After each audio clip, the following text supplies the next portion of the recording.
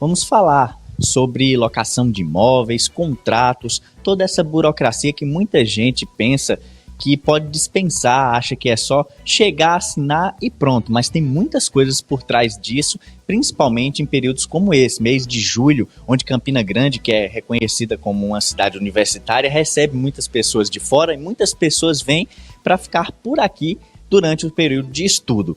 Então a gente vai tirar algumas dúvidas que alguns dos nossos leitores, web espectadores, mandaram para a gente. Eu estou aqui ao lado, então, da doutora Sara Dantas, advogada.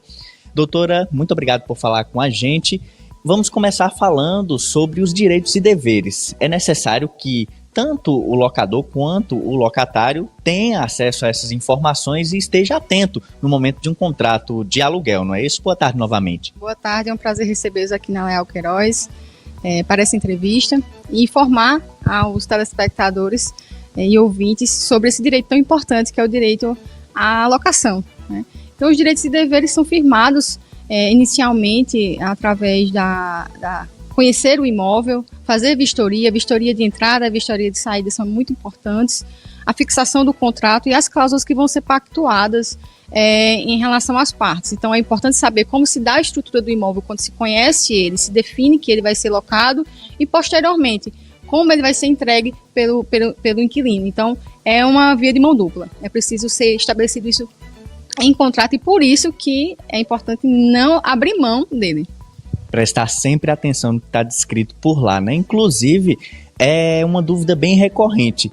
Quando o inquilino deseja obter o contrato de aluguel, assina esse contrato, ele encontra o imóvel de uma forma. Se o contrato é finalizado, é necessário que o imóvel seja entregue da mesma forma? Sim, o artigo 23 da Lei do Inquilinato deixa claro a importância da vistoria. E a vistoria tem que ser permitida, é um direito do locador, no caso o proprietário, de realizar vistorias periódicas, bem como a vistoria inicial, que pode ser inclusive também arquivada através de imagens e fotos, e também na hora de ser entregue o imóvel, ele precisa que seja entregue da forma que o proprietário entregou. Outra dúvida também recorrente de inquilinos, de pessoas que estão em busca de um local para alugar, para morar por uma temporada que seja, é sobre a manutenção. É de responsabilidade dos administradores, do locador ou até mesmo de quem está morando no momento? Depende. Nesse caso, depende se trata de uma casa ou se a pessoa reside num apartamento que está dentro de um condomínio, né?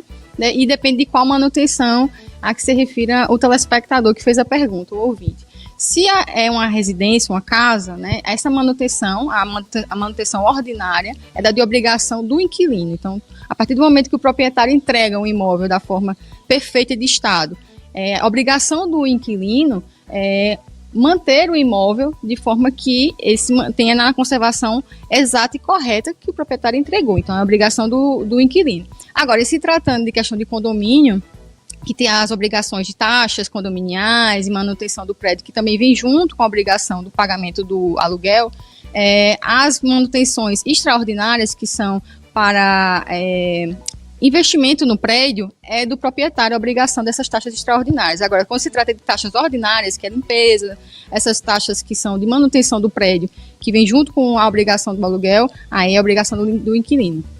O contrato de aluguel, ele garante direitos, deveres e, de certa forma, uma proteção ao inquilino. Por exemplo, se o locatário, ou o locador, no caso, desejar vender o imóvel ou romper com aquele contrato de aluguel, vai depender muito das cláusulas daquele contrato. Tem alguma coisa que garanta uma cobertura para a pessoa que está morando e foi, digamos assim, pega de surpresa? Sim, a lei de inquilinato prevê a preferência para o inquilino em relação à venda do imóvel. Então, o proprietário, quando tiver o objetivo de vender o imóvel, ele primeiro tem que dar prioridade ao inquilino, notificar, dar 30 dias para que o inquilino se manifeste, se ele tem o interesse em comprar aquele imóvel, e caso o inquilino não se manifeste e não tenha uma cláusula de vigência de manutenção do contrato em caso de alienação do imóvel, infelizmente o inquilino vai ter que desocupar o imóvel. Contratos podem ser renovados?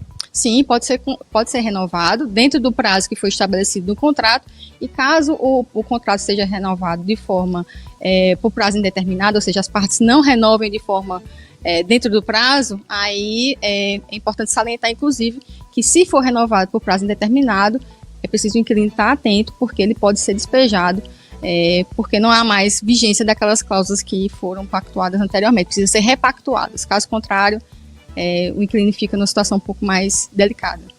Conversamos então, Márcio, ao vivo com a doutora Sara Dantas. Essas questões que envolvem imóveis sempre tem muitas dúvidas e claro que a gente vai continuar abordando esse tema mais para frente. A gente agradece aqui já ao vivo a doutora Sara por falar conosco. Devolvemos o Márcio com você aí no estúdio, esperando que tenhamos esclarecido algumas dúvidas dos nossos web espectadores. Volto com você, Márcio. E Rodrigo, obrigado pela participação, obrigado à corretora de imóveis, à advogada, na verdade, por nos explicar exatamente isso. É importante esse trabalho de tirar as dúvidas, porque muita gente acha que é só alugar o imóvel, não tem responsabilidade, e ela foi muito cirúrgica aí nos esclarecimentos. Obrigado, Rodrigo.